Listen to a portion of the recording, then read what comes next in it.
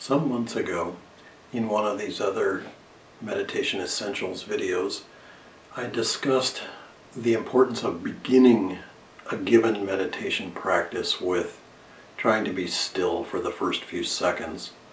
In this episode, I would like to talk about a related subject, and the title of this video is Be Still and Know.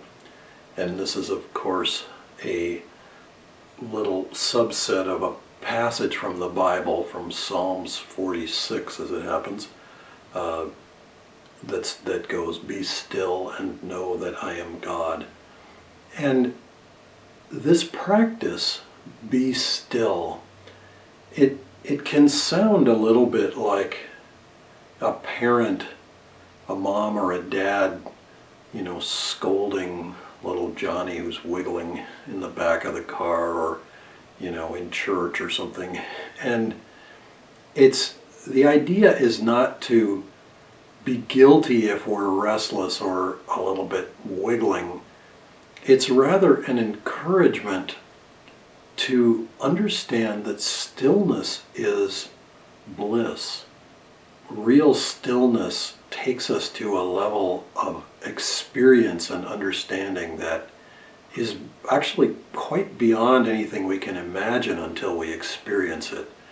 And I'll give just a simple suggestion, which is that in every meditation practice, whatever that may be, whether that's a kind of mantra practice, whether it's japa, whether it's some other kind of meditation, there are wide varieties of meditation practice out there.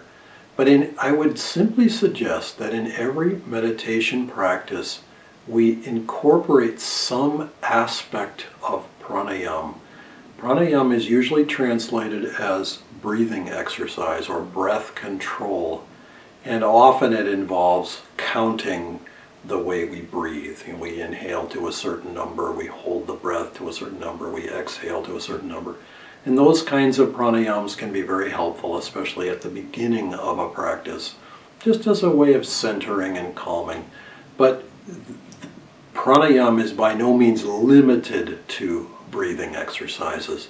And so I would simply suggest integrate at least a few minutes of some kind of pranayama practice, because it gives us, more or less automatically, gives us that experience of stillness. And of course, the more and more profoundly we go into it, the more we can experience that stillness.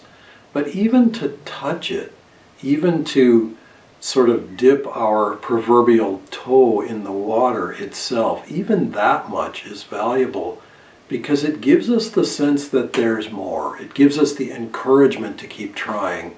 And there is tremendous value and tremendous blessing waiting for us in the exploration of that stillness. And I'll just conclude with another thought about the experience of stillness, which is that physical stillness is really just the beginning of the actual experience of stillness.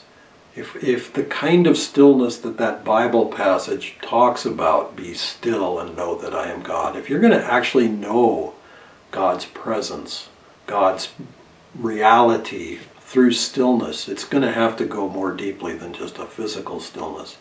And that means mental restlessness begins to become quiet. We become much more focused. It also means the heart's feelings are uplifted and offered upward into that stillness, into the divine light. So there are many levels of stillness, physical stillness being the beginning. And if we don't achieve physical stillness, it's very much more difficult. In fact, I would even say it's pretty much impossible to achieve the deeper levels of it.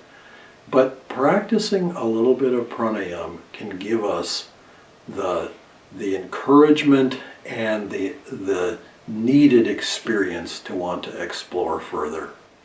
Namaste.